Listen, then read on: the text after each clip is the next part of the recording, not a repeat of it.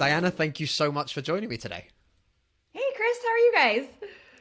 I'm very good. I'm looking forward to this conversation because we met very recently through, I believe it was Anton, which was because of me being on the podcast with Jason. And we've ended up working again a bit together recently on SEO, in particular with the SEMrush tool.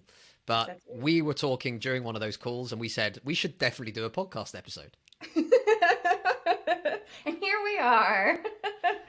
I love it. I think it's Me great. too. It worked out really well. And we've even decided a topic today as well. For I mean, everyone listening, yes. we can keep going about what we were talking about before. We can talk about, the conundrums of podcasting recording tools and Yeah, absolutely. So for anyone listening who thought this was a really well organized and well managed and set up podcast, there you have it. No, we decided on the topic today whilst preparing on a brand new software that we're not sure how it's going to work. So fingers crossed, if you're watching the video, you can see fingers crossed. We're going to be fine. This is going to be great. good thing you're a seasoned pro at this, right? Something like that. Okay, cool. So we are going to talk about brand SERPs today. But before we get into all of that, can you tell everyone a little bit about what you do now, but also what you used to do and how you ended up where you are now? Yeah, so we're actually talking about SERP features today, not branded SERP. I think you're channeling Jason there on branded SERP. Sorry. Sorry, Jason. So, yeah, he's the branded SERP master. So, so I have been a digital marketer since 2006. I've been doing it for a really long time. I learned SEO and PPC from the ground up with a very niche group of clients. So I worked in an agency setting, although it was for a very big corporation, but I kind of functioned as like an agency within the corporation. And I worked there for 12 years. It was great. I headed up the whole team, the whole search engine marketing team. We grew as Google and Bing grew and evolved as they evolved, and used SEMrush when SEMrush came around. And so when I left that company, I moved to a boutique brand agency of 7 people. We had an office cat. It was really fun. And I learned so much about more social media, more email funnels, more storytelling, more branding, what goes into a logo design, and all sorts of fantastic, really cool marketing skills that I'm really, really grateful for, and found like a work family that I still part of my my day-to-day now.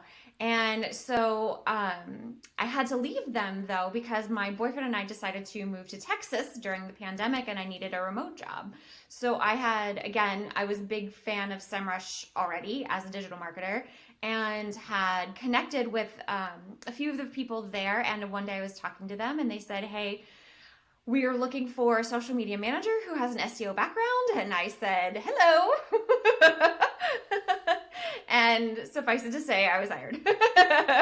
So Perfect. Here we are today. That's the way to do it. I like it.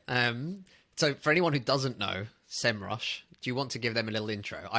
We've talked to a couple of people already from SEMrush in the past. So Olga Andrienko, I believe, as well. Yes, Olga's great. But Olga, what is SEMrush? Olga was part of my interview to get my job. So Oh, fantastic. Yeah. So basically, what is SEMrush for somebody who doesn't know, and what's the best way to describe it? I love SEMrush for its workflow. I call it a workflow tool, but really if you are a digital marketer and you're tackling all aspects of SEO, if you're dabbling in social media, PPC, competitor research, content writing, something you and I went over in pretty good detail. Chris was like the content piece of SEMrush. All of that is in one tool. You could eliminate like 1,700 other tabs on your computer because all you need is the SEMrush tab. And what is fantastic about it too is our product developers, and they have a lot of they know SEO, they know digital marketing, and they know data visualization. And I think the visualization of the data is a huge asset that we have over some of the other tools you can choose from. And I love the fact that we develop things in a workflow space. So you are like the best person to test this tool with because you just kept clicking on stuff. And you were like, what does this do, Diana? And I was like, I don't know, click it. And we found out like 5 new things together. And so I love that about the tool too, because it's really intuitive and they understand, and the tool understands that tasks in our day-to-day life aren't one-offs. Keyword research isn't just a one thing you do. It then leads to your content optimization. It then leads to what you track for your rankings. It then leads to other things, and all of that flows within the tool itself. So that's how I found strong use from it when I was as a digital marketer, is that I didn't even need Google Analytics open. Google Analytics integrates with Semrush. So like you just have everything kind of in one place. And I actually wish I had known more about Semrush when I was a digital marketer, when I was using it for SEO, because since I'm being on this end of it, I have found and learned a lot more. It's a crazy tool though, because as you originally open it or initially open it, and we did this the other day on a call live sort of thing, and I was looking and I was just like that, oh my God, another tool to learn. And it looks like it's just, it does a bit of everything and there's stuff everywhere. And oh my God, how does this work? And I think it was interesting because I won't lie, I struggled a little bit at first, right? You set up the project and then you're just constantly trying to link it to all the different aspects. But at that moment, you kind of click exactly what you've just said. So by the time you've linked it to your Google Analytics, but it's also linked to your social channels, and then it's also linking to Google Search Console, and then it's also linking, and you're like that, Jesus, actually, wow, how many screens do I need to actually be looking at usually? As opposed to now, I'm kind of looking at it all under one dashboard, and not just under one dashboard, but in a really nice, fairly simple way in terms of everything is broken down nicely. And I've now had it set up for, I think it's about a week since we spoke last. But I've now kind of got multiple reports that have run. So you start to see that data visualization of, these were how many problems I had. And I'm going to focus on that a lot today, but how many problems we had. And slowly that list is coming down bit by bit. I know. I love that, because clearly our team has thought about the agency side and how we communicate what we've actually done to a website, because like from the SEO perspective, sometimes it's really hard to communicate to a client or to your C-suite, like, what have you actually done to the website? Like if you're looking outside of rankings, like what else have you done? And our development team is really smart about being able to visualize that in a way that you can look at a progress graph. Like, I mean, everyone can understand like a progress graph. So I love the way they think about things and those nuances inside the tool. And when I was pulling reports for clients, I would literally just take a screenshot and be like, here's what I did for you. Yeah, and I don't blame you as well. It wasn't jargon. It wasn't complicated. And our team does a really, really great job of communicating visually, I think. Yeah, I'd have to agree. Okay, so we kind of said before we clicked the record button that we weren't just going to talk about SEMrush, and this isn't a sponsored podcast or anything like that yet. Hint, hint, yet. Feel free, SEMrush. But we are going to talk about SERP features, not brand SERP. I got that one wrong. And again, that is Jason. He's in my head all the time as he showed me the example of how I don't show up at all for my name as a brand SERP. So I was rather upset. But there's an actor who has front and center and he's beaten me to it. But what are SERP features for those people who don't really know, or they've heard a little bit about this, or they've heard the term bandied around, but they don't actually know what a SERP feature is? So the acronym SERP stands for Search Engine Results Page. So you do a Google search, everything that comes to your face, that is the SERP, right? So that's much faster than saying Search Engine Results Page 600 times. So we call it the SERP. A SERP feature is everything on the resulting page except the organic links and the paid ads. Everything else, the map, the Jason Bernard panel on the right-hand side, the quick answer at the top, the people also ask, those are all SERP features. So they're enhancements that Google in particular has gotten very good at recently for including. And I think we've seen, Chris, you've seen, Google is trying to keep you on Google as much as they can, because they know that that's where they make their money. I mean, let's be honest. And although they still want to be effective for the sites that are part of the Google network, so what they've done is they've also done I think a really smart job with instant things like your flight information. So if you have a Gmail account and you've booked a flight and Expedia has your flight information in your email, all you have to do is Google like your flight number and it tells you what gate, what are, so Google's done a really great job of becoming the resource as opposed to pointing you to 10 or more other resources. So that's why I wanted to talk about SERP features today, because before we got on the chat, you were saying like we get the question a lot, like how do you become number one on Google? And the SERP features offer you an opportunity to be more than just number one. And if you aren't number one, it still gives you this really great way of being present on the first page of Google without that stupid battle to be number one or number three. Even top three is really where you want to be at. But the SERP features are a fantastic opportunity outside of that. So there's ways to capitalize on the first page of Google without that battle. So let's help people then as much as we can on this call. And how do people make sure that they're being found? Again, I'm guessing that's how it still works as well. But how do we get them to be found for those particular features, for like the frequently asked questions, or those nowadays it's everything, right? You get video clips as well that kind of get thrown into the search results from YouTube. How can people make sure that their content is being found for those particular features? Well, you have to have it, first of all. If you don't have video content, there's nothing for Google to pull from. So keep in mind too, Google is still quite simple. Google is it seeks and it pulls. And that's all it's ever done. That's all it ever is going to be. It's gotten much smarter in how it categorizes and ranks things and what it deems as this. But Google is a bot that crawls your content and regurgitates it. So if it's not there, if your keyword isn't there, you're not going to be present. So, showing up in the image section or the video section, make sure you're including really interesting and engaging multimedia in your content, in your blog posts, in your homepage, in your service page. You've got a lot of surface area with your website and extras.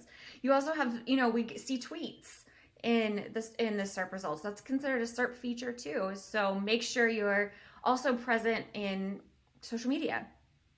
It's another area that I love talking about. And but I think a lot of the SERP features have to do around like content format too. So one of the featured snippets is the featured snippet again is like that top box at the very sometimes it's above the paid ads too.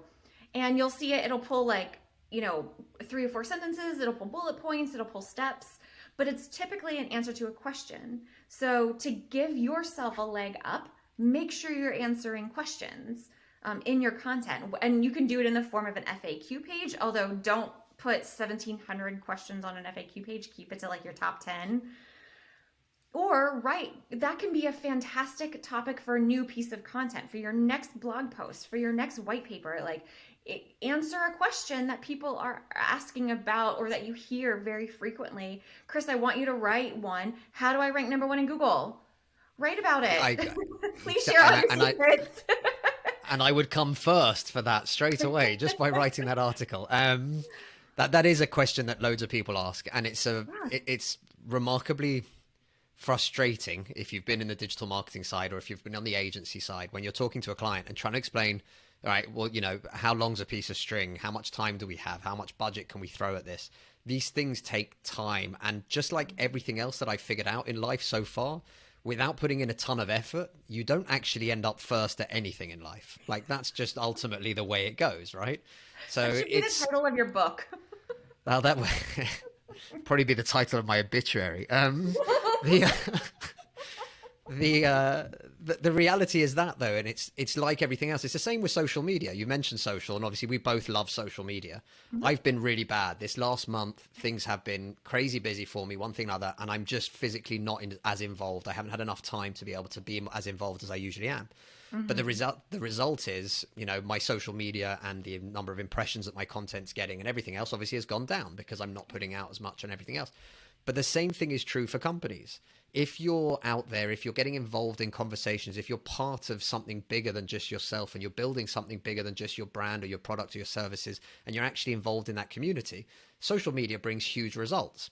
But when people say to me, how do I get more leads from social media? I say, well, talk to people. And they kind of look at you as if to say, oh, for God's sakes, like, don't you have the magic button that you can press and just make this happen? And you're like, that doesn't exist. If you want social media to work, the clue is in the title. It's social. You've got to put the social back into social media. We all have to do it. But I think it's true for pretty much all of these aspects. And this is where, you've mentioned there, start answering questions and make it as part of your content, right? So you could have the top 10 questions and you could just answer those in a great blog with a video that goes with it, with some tweets around it, and even finding other tweets as well that you can reference or whatever you want for your content. And suddenly you've got a really good piece of content that addresses that particular issue. Now the question is going to be that people are going to be asking is, how do I find those questions? What questions should I be answering? And that's a great plug for SEMrush because we have a tool for that. Again, sponsorship would be loved. We'd be loved. Well, it's one of my favorite tools. And you and I talked about this when we were going through the tool, actually. So I start my keyword research process by researching topics first. I don't start with, the keyword magic tool, which is the primary keyword research functionality in SEMrush. I start with our topic research tool.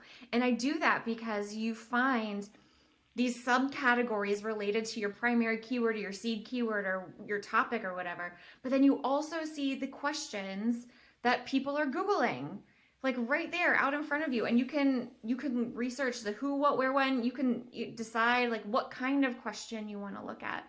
But and when we talk about user experience too, when someone's on your website because they have a question, someone's on your website because they are information seeking, and you can help them along that journey by answering those top questions and leading them through your site in that experiential way. And that also gives you an edge and puts you in a strong place for capturing a SERP feature. That's how you kind of combine the two. And we're seeing that a lot with SEO right now, is combining the search engine optimization with the people optimization and creating this fabulous experience that will get you further. And because it's not enough to just have a website now. Everyone has a website now. So it's kind of finding these little nuanced pieces where you can give your customer the best experience, but then get that leg up in these SERP features to get that brand exposure and to get that extra click. And even if you're on the second page, like, you can still show up in the map pack and be on the first page in that way.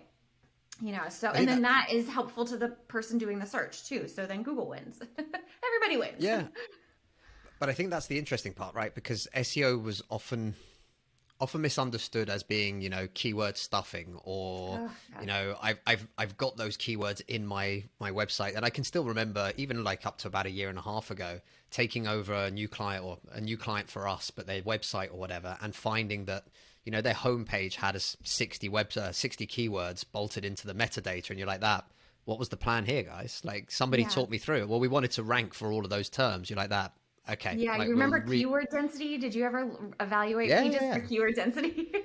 Yeah, and it's stuff like that where people would be, I've written that keyword 922 times out of the 1,000 words that I wrote, and you're like, well, great, this is going to work really well. But the thing is, the reality is that there's a lot of nuance to it as well. And when we talk about it, you're right? Everyone does have a website. Everyone can create a blog. Everyone can write content, etc. And it's not always easy. Like, I'm the first to admit as well, again, when you haven't got the time, you haven't spent a bit of time sort of looking for ideas and everything else. And just to prove that this isn't a SEMrush sponsored one, for the questions when you're looking for things to answer, there's also Ask the Public. I think the website's called, that's got kind of a nice graphical representation of it as well. But it'll just give you a chance to identify what some of those questions could be. And again, I think this is a really good place. You can also use the SERP feature, the people also ask section. That's a terrific resource, and that's based on Google data. So you can use a SERP feature to help fuel your content strategy too. There you go. Google the term, and then look for the people also ask. The thing is, I do think that a lot of people struggle with this because they potentially think it's a lot more technical than it actually is. And at the same time, it's probably slightly more technical than other people think it is, if that makes sense. Yeah. Well, yeah, technical absolutely plays into it, but you have to keep your eyes on the technical side. And I struggled with that, like as an SEO, because the technical side is kind of out of sight, out of mind sometimes, because you're not necessarily always looking at what error codes are getting pinged, or how fast your site is, or the millions of other what the JavaScript looks like. We're not always looking at that because that's not the front end of the site. And but you do need a technical aspect. And I think the technical piece is wrapping back into the user experience piece. And I use this a lot, and bless their hearts, they're going to hate me, but I harp on the recipe industry, the recipe website industry a lot, because I cook and I look up recipes online all the time, and their user experience 9.5 times out of 10 is awful. And like, you end up actually, accidentally clicking on their video, and I get, the story about why your grandmother can't eat pasta, and I just want to know how to make zucchini noodles. Like, and so don't be that. God bless them for their great content producers, but those user experiences really stand out, and it's something that you dread. So just don't be that. And if you're wondering if you are that, have someone test it. Have your niece or nephew who is between the ages of 11 and 18 go through your website and see if they enjoy it. See if they could figure it out. See if there was any hurdles. Do some user testing. And, there are tools that can produce the errors that are going on it, but honestly, they're not the ones going to convert for you.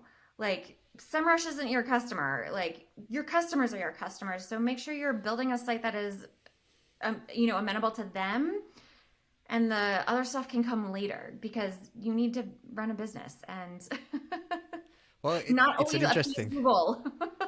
but it's interesting, because when you mention it like that, it sounds ridiculous, but actually go back to the simplest version of something is often really, really key. And we've had these conversations time and time again where clients will tell me that no, their product needs lots of technical information and a description and then the blah, blah, blah. And then you're still trying to go back to the basics. And I'm like, that, look at Amazon. And they're like that, yeah, but we're not Amazon. You're like that, no, you're not. And you won't get there either by carrying on like this. Like, look at Amazon. There's the headline details of a product with the option to buy now. If you actually want to find the detailed product information, you scroll way down. In fact, you see other products before you see the technical description of that particular product that you're looking at. And it's the same thing with reviews and everything else. And people often don't realize this, but there's a huge amount of, clues out there. Look at the big boys. Look at how people present information. Look at how people present their blog articles even, or anything else, but you will find it. You mentioned the recipe thing, and it's something that drives me nuts usually, because I will look at them on my phone whilst cooking, because it's just easy. And you basically get to the point where you've got, the ingredients, you have to click on this tiny little tab, which flicks between so now I can see the ingredients, but then for the instructions on how to cook this and prepare it, you've got to go back to another tab, and then you're sort of scrolling down. And I get the whole monetization of content heavy websites. I've been there, I've done that. Yes. But literally then you've got a barrage of like videos or adverts and little spaces. And basically if you touch anything other than the exact middle point of the screen to scroll down to see the next instruction, you're now off on a different website, and the experience is horrible. And that's one of the key things. And there is no dinner. You're calling for takeaway pizza.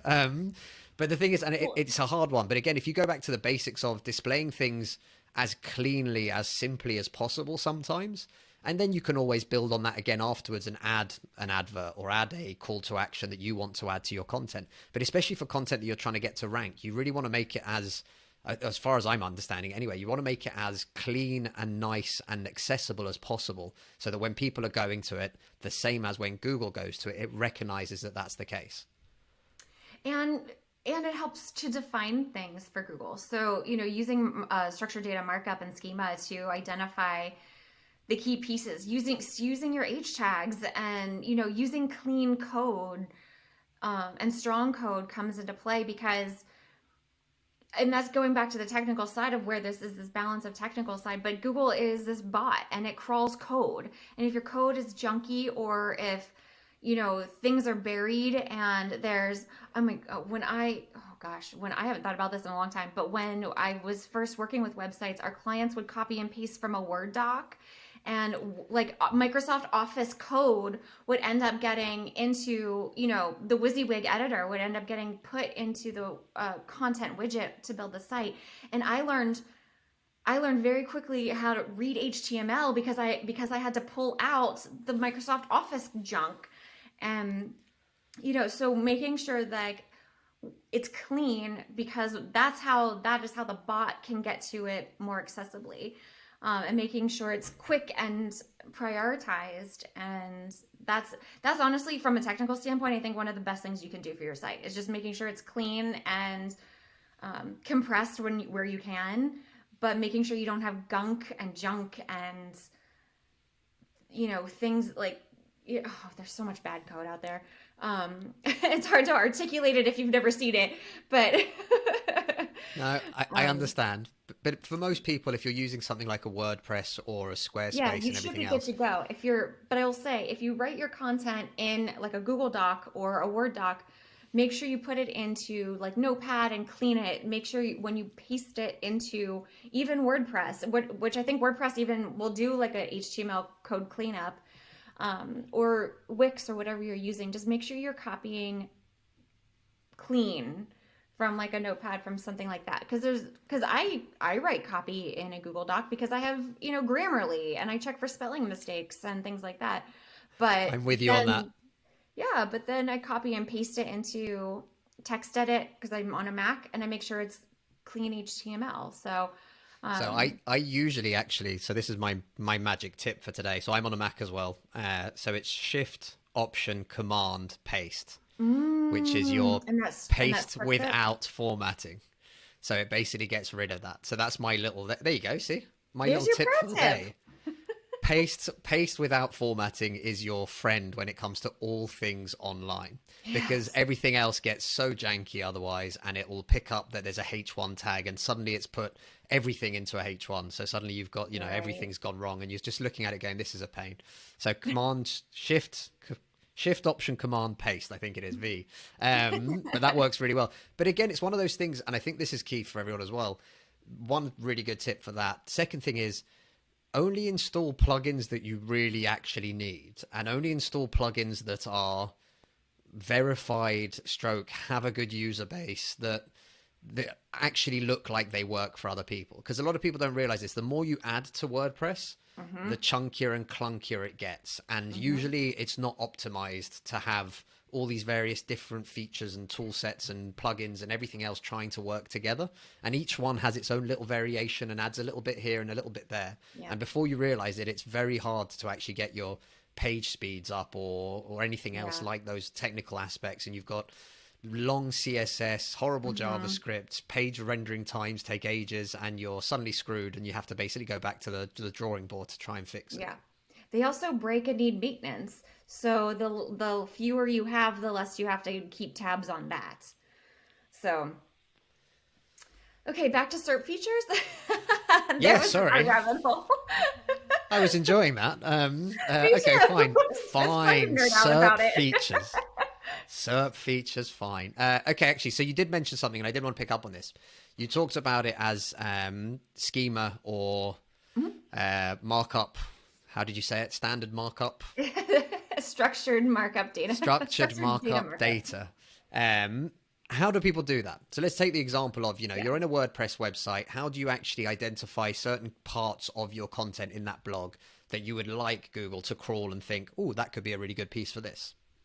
Yeah, so schema.org is like a universal language that believe the search engines kind of came together on and developed it. But you can go to schema.org, and it's a website, and there's tags. So it requires you to tag content in the HTML code in and of itself. But it helps identify things like address and authorship. So authorship was like a big thing like 3 or 4 years ago. And kind of, I think, brought structured markup and schema to the forefront of the conversation because of authorship and like the prominence of online blogs and things like that. And so that's where that kind of conversation started. But yeah, that's how you identify your address. That's how you can, like hreflang. So hreflang is how you identify what language your website is in. That's part of schema markup if you're working on international SEO. So it's all great ways to, it goes beyond like meta tag markup, like the H tags and your title and your description. It kind of goes a step further to say, this is my name, this is where my business is located, this is a question, so they have FAQ markup. So you can clearly identify in your backend code, which again is what Google is reading, as a question and an answer, as directions, as an address and things like that. So it's just another strong way to communicate your information clearly in a clean way, because it's a tag, so there's no JavaScript, there's no like gunk happening there. It's, very clean also. But it's just one other way to kind of make that piece stronger and easier for the search engines to connect the dots. And that's one of the key things there that a lot of people don't realize. So you've written your piece of content, and it's a great piece of content, right? We all like our own writing most of the time. But once you've got that, there's obviously a little bit more to it to make sure that Google recognizes that as a piece of content about a particular subject. And this kind of brings us, and I know I'm probably detracting a little bit from your SERP features, but but this is where we go into things like backlinks and trying to increase your domain authority or a page authority for a particular piece of content. So what are some of the best ways that you know of to be able to actually help, and especially for small businesses, how can they kind of help themselves to get some more backlinks and to build on that? And don't mention the SEMrush tool that does this, but there's... No, I have a pro tip outside of SEMrush. That's what I wanted to hear. Yes. And I love this question too, because my heart is with small businesses. That's who I've worked with for like 90% of my career. And so my pro tip for content. So first of all, I want you to think of when you're optimizing your content, it's going beyond the keywords and adding internal links, adding H tags. Think about the schema markup as part of your SEO. You're not just done when you've put in your keywords and you've added a couple internal links. Make sure you are going in and adding the markup where you can. The other pro tip is start quoting other people in your industry in your content, because that will draw them in when you share it. It also helps build authoritativeship because you are quoting someone related to your industry. Now make sure they're relevant, just like your backlinks. Make sure they're relevant. You don't need to quote Elon Musk if you're not writing about SNL or the rocket ship he's going to do. You don't need to you don't need to quote those types of people. You can quote other people, specifically ones that are really related to your niche, that do maybe they show up and they have branded SERP results. Quote those people and then tag them on social media when you share your content. Get them involved in the conversation and bring them into your community to make them aware of you.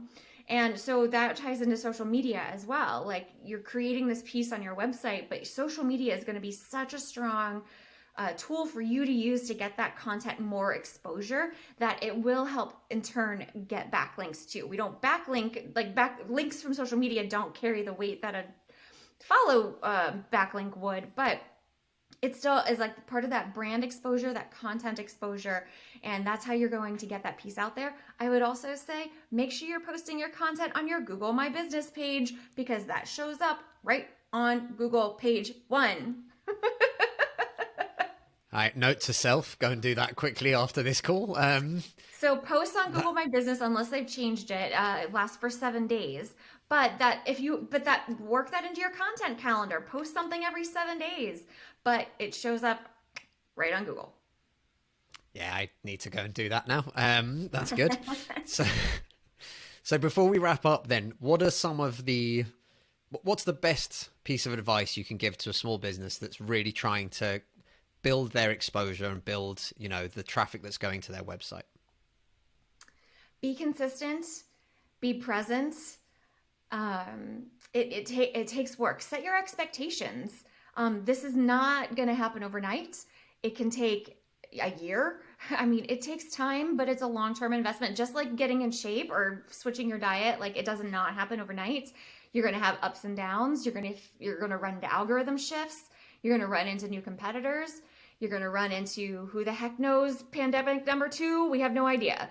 Like we're going to run into something. So just be consistent, be structured. I'm a very structured and planning person, and that has worked to my advantage when I was doing SEO for small businesses, because you don't have a lot of time. You are needing to run a small business and pay the bills. But if you carve out time for your website and your social media throughout your day, then it becomes part of your business strategy. And that's how you should really be thinking about this too, is it's a business strategy outside of marketing. Because I think sometimes marketing gets like, it's the first budget that you cut or something. But really, SEO and social media are essential to successful businesses in this day and age. They just are.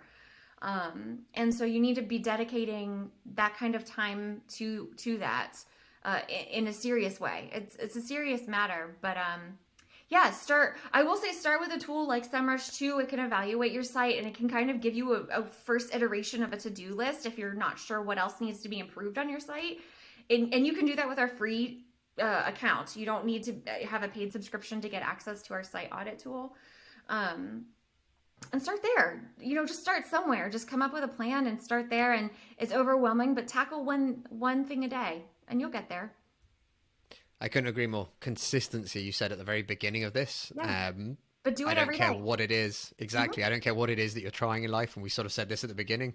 It takes work, it takes effort, and it takes that consistency. Keep trying to do it. And like you said, we all have ups and downs. I'm the first to put my hands up and say nowhere near perfect on any aspect of anything I do. But again, we're always constantly looking to go back and plan. I did an episode recently, literally, we call it 2 weeks ahead internally. Like it's 2WA. Are we 2WA for this client? Are we 2WA for that client? Because we should always be 2 weeks ahead. And if you implement that into your own business, especially as a small business, like you said, it becomes part of the way you run your business. And actually, there's always content going out. There's always new content being created. It's all happening, and it's all happening without the stress of, oh crap, what am I going to post today? And you grab your phone and try and come up with an idea. It doesn't work, and it's not a great way of doing it. Right. And I think that honestly is one of the biggest hurdles for small businesses, is working it into the day-to-day, working it into how you run your business. And and it really needs to be. It really has to be part of the whole shebang on a daily basis. Yeah. Well, I agree. Like, social media isn't a marketing nice to have. It's basically, it's the first place most people will go to try and connect with you, to complain about something if they're having an issue with a product or a service. It's also the one place where you can publicly address issues quite quickly and easily and hopefully resolve them nicely. It's also a great place to talk to potential customers, to find out what other people are struggling with, to understand and learn more about other competitors, whatever. Like it's got 100 use cases, and I think that's where it gets a bad rap. Social media on occasion, depends on the day. Have fun with it. Like if you want a brand identity, like just have fun and be yourself. That's a really good idea actually as well. Like that, I agree with 100%. Always just be yourself, and not the version of yourself that you think people want to see. Just be you. And it's fine. You won't be right for everybody, but that's okay. And that's actually what you're looking for. Unless you're boring. Don't be boring. Vanilla.